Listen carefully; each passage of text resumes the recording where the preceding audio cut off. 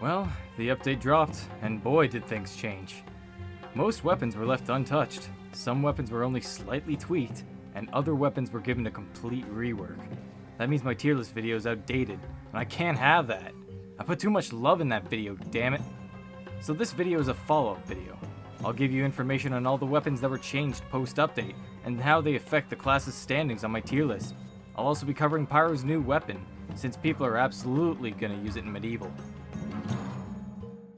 So Engineer had no revisions that apply to Medieval mode, aside from a bug fix to the Gunslinger's 3-hit combo crit. The actual fix made it less likely to cheese a crit, so it actually made it worse. Sorry NG players, you're still bottom tier. Pyro was actually next on the list, and there's not a whole lot to say, surprisingly. This was supposed to be its special update, and all I have to talk about are 3 of his weapons.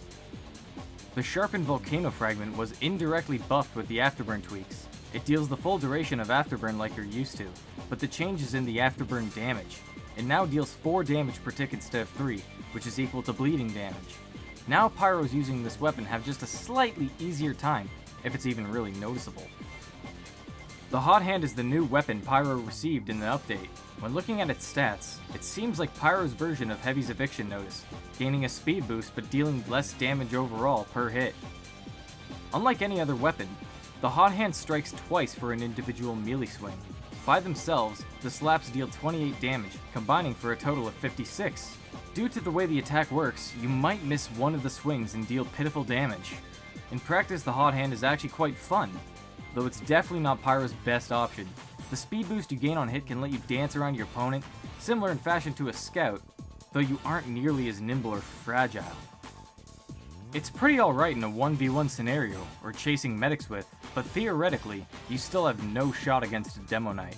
The kill feed announcement on hit is neat for possibly identifying cloaked spies like the Holy Mackerel, though this attribute only ensures the Hot Hand's position as a meme weapon. Oh, and lastly, I forgot a certain weapon that could be a low-key threat in the main video.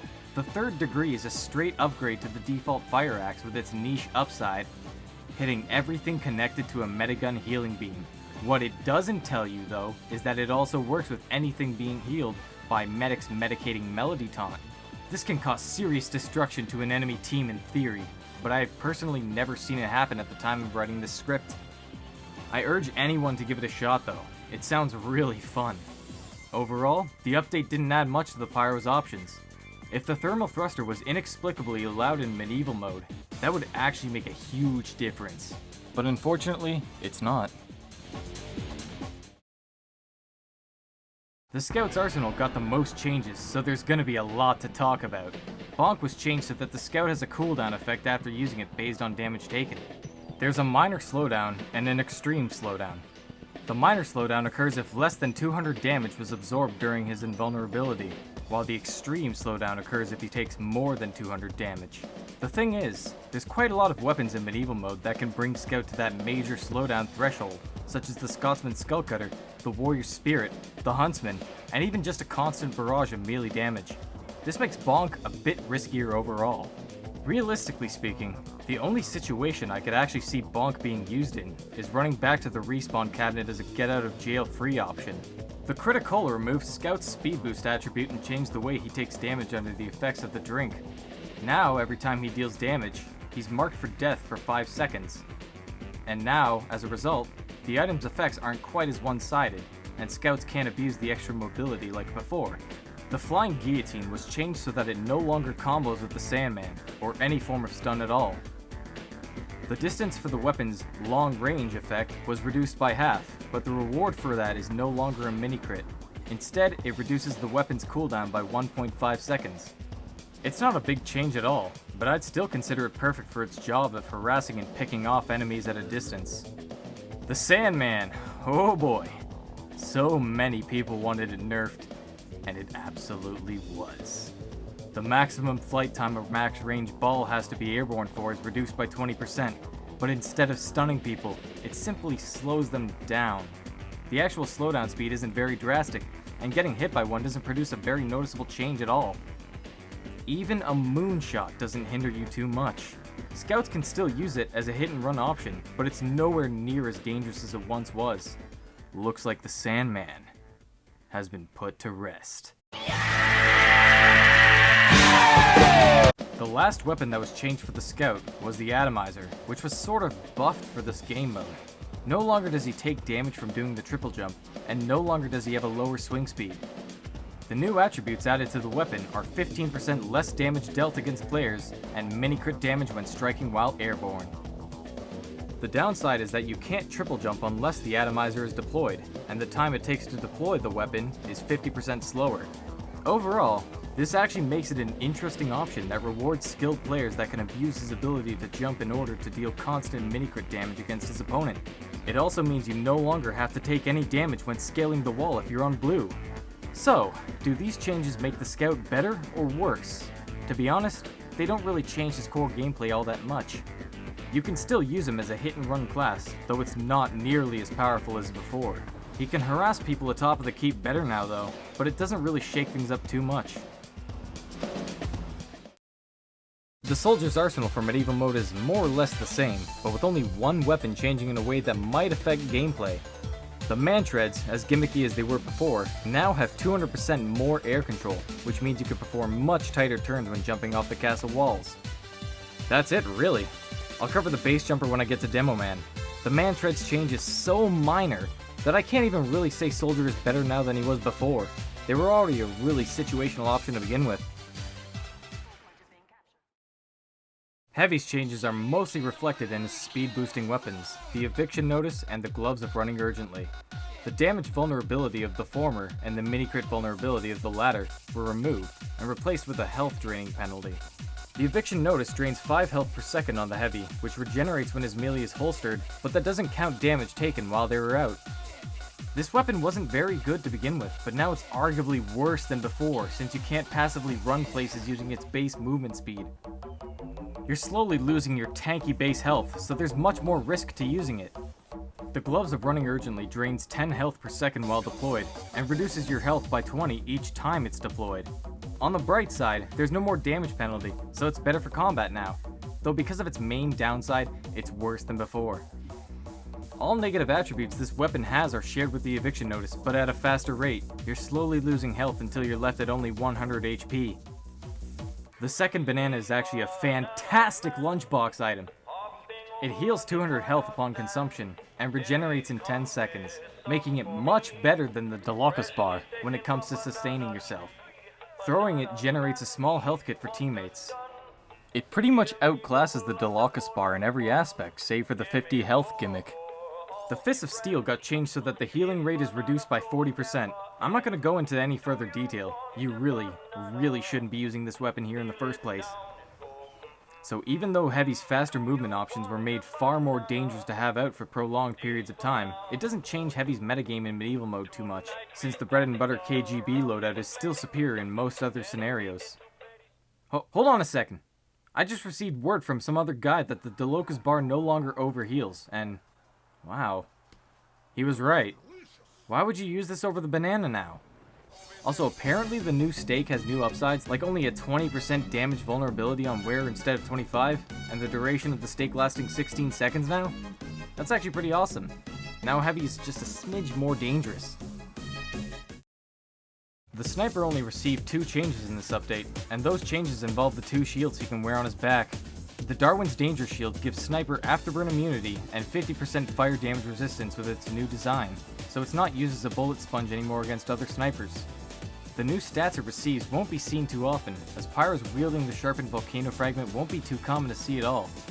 On the bright side, enemy Huntsman arrows won't light you on fire, and will actually do reduced damage to you. Speaking of afterburn, the Huntsman was very subtly buffed with this new afterburn change. Dealing 4 damage per tick instead of 3 makes finishing off foes a tad easier. The Razorback had stats changed that only concerned competitive TF2, and while those people will say it was nerfed, that's not the case here. The Razorback now regenerates after 30 seconds, which means you could survive more than 1 backstab provided you stay protected in the time it takes for it to recharge.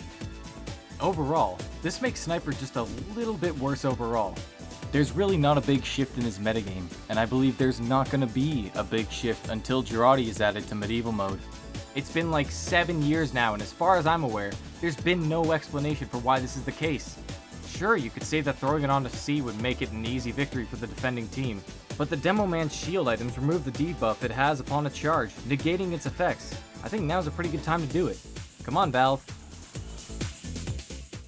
The Spy. Oh boy. It's the moment we've all been waiting for. The Dead Ringer nerf. Spies wielding the Dead Ringer can no longer run over ammo packs that regenerate cloak. This means that you now have a much larger window to kill a spy that has recently feigned death. Though I doubt it'll stop seasoned spy mains that uncloak instantly to abuse the speed boost. They just have to play more carefully now. The other change is to the Your Eternal Reward, which gives up 33% of your cloak duration. In addition, you're now allowed to apply a disguise at the cost of your whole cloak meter. This is probably worse overall, since disguises aren't very convincing in the first place, and cloak is invaluable to a spy's arsenal. This cements the Your Eternal Reward as the actual worst option now. Even though the changes to Spy have all been negative overall, this doesn't stop him from performing exceptionally with his positive attributes and weapons. They're still a massive threat, but now the task of killing them won't be so bad.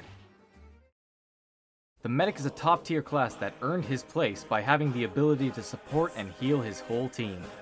Though Medic did get some changes with the Vitasaw and the Crusader's crossbow, both these changes concern Ubercharge, and therefore have no effect on Medieval mode. This leaves Medic as he was before. Once again, Demoman is the class to end on. The base jumper, shared with the soldier, got a decrease in aerial mobility, and reduced the amount of times you can redeploy the chute while in midair. This makes it a slight bit more predictable, but then again, it was always a niche option primarily used to go to the island. The only change Demoman actually received was to the Claymore, and that change was the stats reverting back to how they used to be. The Claymore now sports a 0.5 second longer charge duration again, making you even less likely to escape it charging Demoman's wrath. It no longer gives you 25 health upon kill, so that means it's no longer a bad mix of the Eyelander and the Persian Persuader. Even though the TF team claimed to revert it back to its original design, it still sports a 15% damage vulnerability when equipped instead of the maximum health penalty. At least now there's a unique reason to use it. Demoman is, and always has been, the best class, and that will likely never change. Though I must say, thank you TF team for giving fans of the Claymore what they wanted, and for giving me what I wanted. But I suppose that's a video for another day.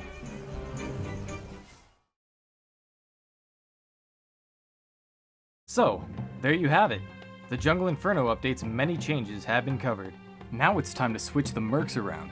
The updated tier list is as follows. There you have it. Not many changes were made, but there's a reason for why the few classes now reside in a different area. First, I changed how I determined my tier list a bit. A response to my old video was made by AJ Firecracker, and it gave me a different perspective to how the tiers should be evaluated. In his words, tiers should be defined based on how well classes can complete their objective, whereas my old one was based more on the general performance potential of each class. The new list draws some inspiration from this video and explains why some classes have moved to where they are now. Each tier now also has a definition attached to them for easier explanation.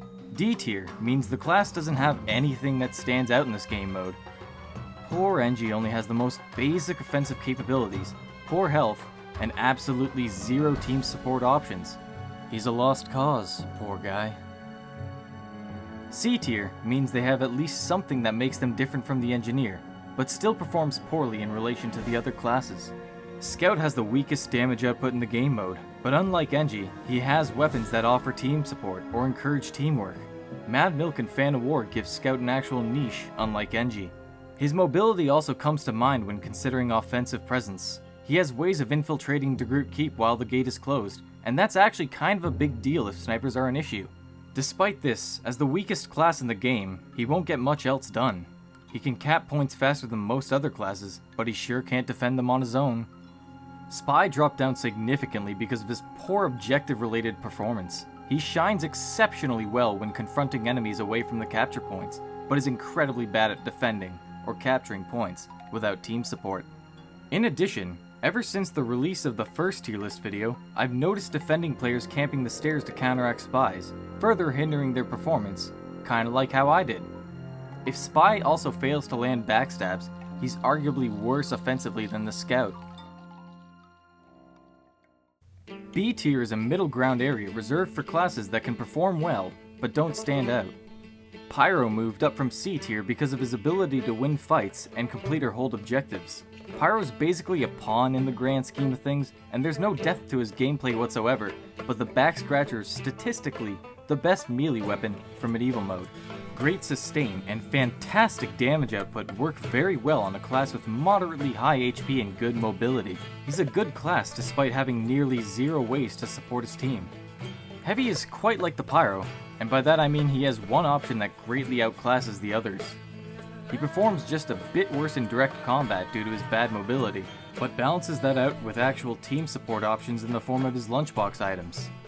When it comes to defending or capturing points, few classes would want to challenge the Heavy, though a few classes would be all it takes to strike down the giant man. A tier is for classes that perform exceptionally well concerning either the objective or support, though having Sniper in this tier might say otherwise.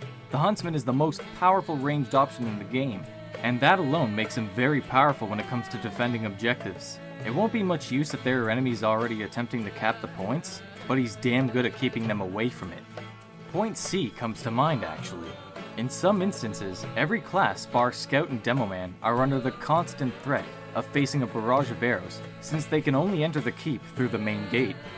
You don't see snipers all the time for nothing. Soldier is more or less like the Heavy in terms of combat potential, but has vastly superior weaponry and support options that push him above, despite what I said before. Soldier's two most used weapons give him better melee range with good damage, while his banners give him astounding team support. I suppose his old placement in the tier list is due to me evaluating his performance when he's alone, but Soldier works best in groups. Keep your team close and he will thrive. Medic dropped down just a smidge because I realized he's not enough of an overwhelming force to grant him S tier status. Having the best team support options around, great offensive presence, and good mobility makes Medic a fantastic option in any scenario, but 150 HP doesn't really give him that much of an advantage. A lone Medic is a sad Medic, and perhaps even a dead Medic. You'll have to play it safe if you ever hope to survive on your own. In addition, maximizing offensive potential means foregoing your only option to heal clusters of teammates, the Amputator. His ability to capture and defend objectives is mostly determined by how healthy he can keep his team. During brief periods where his team just finished defending an objective and the coast is clear, he could come in and buff them back to full health before the next push. Best case scenario, the cycle repeats. S tier is what I would consider a dominating force. The class here doesn't need team support to thrive and prosper in the given environment. His own arsenal gives him unparalleled mobility, utility, damage output, and sustainability. Demoman gets the job done, no matter what it may be. So that's it, the updated medieval mode tier list. I'd like to thank you all for your input, criticisms, and encouragement on the last video. Especially you guys that nitpicked my pronunciation of